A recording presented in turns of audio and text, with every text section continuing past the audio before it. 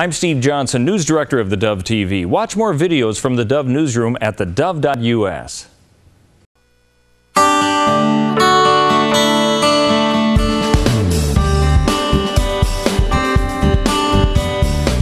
Well, welcome to Focus Today. I'm your host, Perry Atkinson. What a delight for us to have with us today Liz Peek. Perhaps you have read some of her work. She's a columnist for FoxNews.com and the Fiscal Times.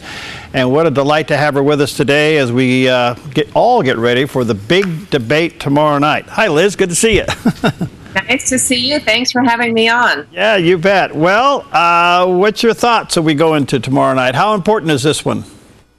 I think it's incredibly important. It's going to be incredibly challenging. We have three very tough-minded Fox anchors who are going to be questioning the candidates.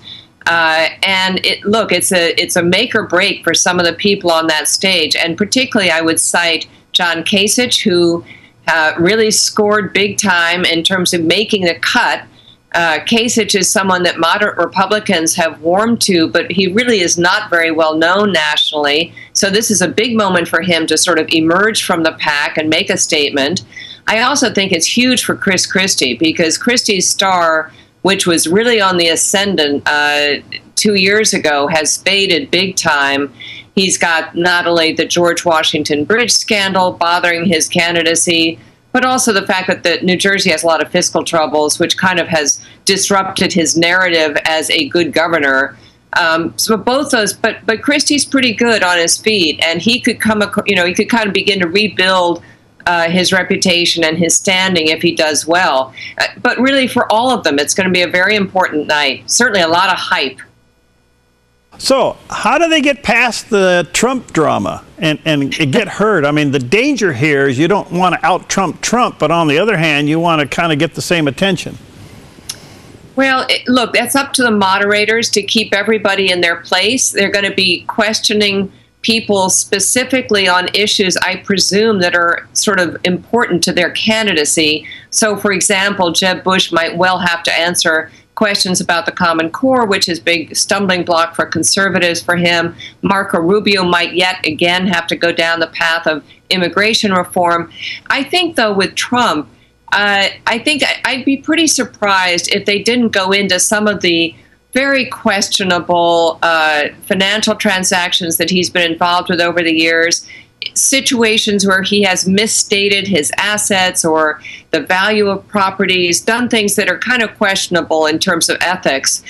And not because Fox is anti-Trump, although if it turns out that he doesn't do very well, that'll probably be how it's portrayed the next day, but rather because really voters have been drawn to a lot of Trump's bombast and the fact that he doesn't sound like a regular politician. People really are tired of political correctness, but they don't really know a lot about Donald Trump. They know what they've seen on TV. They don't really know how he built his real estate business, how he failed at it at several points along the way, how he chronically pretended to be things that he was not, et cetera. So, I think there's a lot there that could take him down a peg or two, and it'll be very interesting to see how he responds. Yeah, I agree with you. He didn't respond well to Bill O'Reilly last night. He did not answer the question. I wonder if that is an indication what could happen. Look, he doesn't like to be challenged. He's sort of off on his own little wavelength thing. He's the smartest thing that's ever come down the street. But unfortunately, real life is such that when you start talking about the complex issues that confront the president every day of the year, they aren't sound bites, right? I mean, there are serious issues that confront our country on energy policy, education reform, entitlements reform, our dealings with Russia, Iran, China. You're not going to be able to sort of bloviate your way through all those things. And I don't mean to be so negative sounding on Trump. It's just I think people are giving him far too much credit for what so far has been a pretty thin platform. And I just don't think the Fox guys will let him get away with that. All right. How is the format? Do you know how it's set up, what it's going to happen? I think they're going to be, I don't believe they're speaking to each other. I think it's just being asked questions, and being allowed time to answer them. And honestly, if you look at the time, it's like 8 to 10 minutes per candidate, which is not insignificant, but it's not time enough to really delve deeply into policy.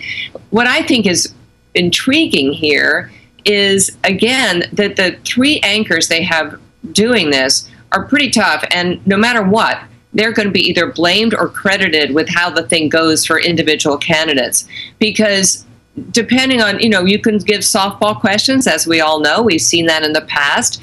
And you can play hardball. And I think it's going to be very interesting to see. I mean, I would go to Ben Carson with something other than healthcare. That's how we got to know Ben Carson. He opposed Obamacare and made a name for himself. He is broader than that, but I think the question for voters is he broad enough? Does he really know enough about other issues that I can think of this man as someone who could be president? I mean, I think it's going to be terribly interesting to see really where they lob their questions in. But at the end of the day, my view is the person who comes across as likable, the one guy you want to go have a beer with, and they're all guys, that's the person who's going to win the debate. That's how Reagan won the debates in 1980 and 1984, by being humorous, genial, not because he had great policy pronouncement. That does not save the day. The ones that didn't make the cut, in fact, the averaging of these polls to get the top 10 was very interesting as it was announced at the last, but now you got several that didn't make the cut. Are they done, in your opinion? No, because don't forget that the primaries are pretty local, right? In other words, yes, the national polling is important, but look at Bernie Sanders right now running neck and neck in New Hampshire with Hillary Clinton. That doesn't really show up on any national polls, but if he wins New Hampshire, unbelievably, and does very well in Iowa, I mean, his candidacy progresses very well, and that really has nothing to do with national polls. I do not like the way this was all set up, because I think you could have just had the 17 candidates had said, okay, we'll have 3 debates. Each person's going to have 5 or 6, or each of those debates will have 5 or 6 people on stage. Everyone will get a fair shot. Names will be drawn out of a hat, etc. And really, the format here has encouraged a lot of the sort of wild gesturing and commenting that has sort of alarmed people about some of these candidates, but also driven Huckabee to the higher in the polls, obviously helped Donald Trump.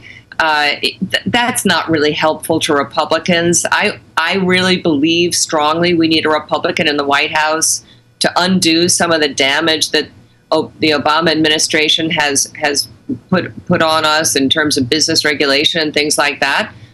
And I want to see a Republican win. I don't want to see him eviscerated on the debate stage. Yeah, I just didn't know why Fox News didn't do kind of like a lottery and just let them pull some names out of the hat and have 2 debates, the initial 2 debates, and then let the people decide, but they did what they did.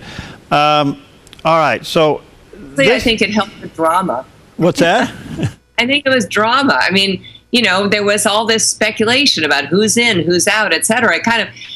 Boy, the entire country is ready for this debate, so it was successful in that sense, for sure. What advice would you give those candidates if you had a chance to tell them going into this debate? I would tell them first to answer the questions. I don't think anyone watching appreciates it when someone simply skirts around and refuses to answer a question. Secondly, I would try and tell them not to be consumed with getting 8 minutes of policy into a 2-minute answer, but rather kind of be themselves. Let the voters see who they are. Some of the saddest election outcomes have been Mitt Romney, for example, who was a really seriously decent guy, never connecting with voters. That cost him the presidency, because in every other sense he was totally qualified to be head of state. But, he never was able to do that. I think those candidates who can do that are going to emerge stronger. And I know your time's precious, and I'll try to squeeze this in real quick. The chairman of the RNC and others are saying to the candidates, all right, hold it down. Let's not cannibalize one another. And I would say that's great advice. I think this name calling and innuendos have got to stop. Do you think it will? I don't know. Unfortunately, if someone like Donald Trump is obviously the author of many of those attacks, and I hope he does. He's saying he won't do that tomorrow night. I hope he doesn't. It really belittles the contest. let's think about this. We have 17 candidates, probably 10 are exceptionally well qualified to be president of the United States. And in my view, much better qualified and much more decent people than some of the ones running on the Democrat side. And I won't name names, but it doesn't really help anybody to have them tearing down each other. I totally believe in Reagan's 11th Amendment, commandment, do not talk down other Republicans. I think that's totally right. All right, last question. I guess the Democrats haven't decided whether or not to do debates. I guess they're going to be forced to sooner or later, but they haven't done anything along that line. And it seems that Hillary is in trouble. Do you think so?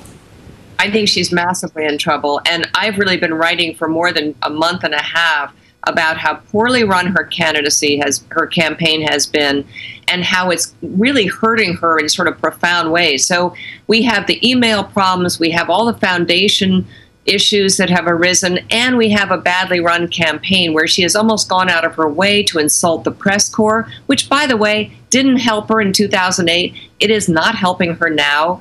And also come up with policy pronouncements that alienate key groups for her, like the millennials. I really was just stunned when she had that economic policy speech, which was pretty much cookie dough liberal policies, except she went after the so-called gig economy, if you recall, something that is absolutely precious to millennials, and she needs that young person vote. That was part of the Obama constituency. Hillary really needs to rebuild all those voter blocks that Obama took with him into the White House. And she's kind of, I'm speechless at how bad I think her, and that rollout video, which was so lame, I can't imagine anyone thinks she's doing well. But data points, running even with Bernie Sanders in New Hampshire, a shock. And in terms of favorability, today there's polls out, maybe yesterday, white women, independents, and blacks, her unfavorability has taken a massive hit in the last 30 days. She can't afford that. And I don't know how you rebuild some of these trust issues and character issues that she's really been hurt, because, you have dump after dump of these emails going forward. There's not only the FBI looking into her emails now. I've heard there are 3 other intelligence organizations also interested in this. I think she has some serious problems. And so I wrote, 10 days ago about Joe Biden coming into the race. I think Democrats would welcome another candidate right now. You're a delight. Can we talk on the other side of the debate? Oh, I'd love to, sure. Okay. Of course. All right, great. Thank you, Liz. And by the way, foxnews.com, fiscaltimes.com/author P/Liz-Peak. Wow, I didn't even know that. Is that how? Thank you so much. We'll see you again. Okay. I hope so. Okay, we'll be right back. Bye-bye.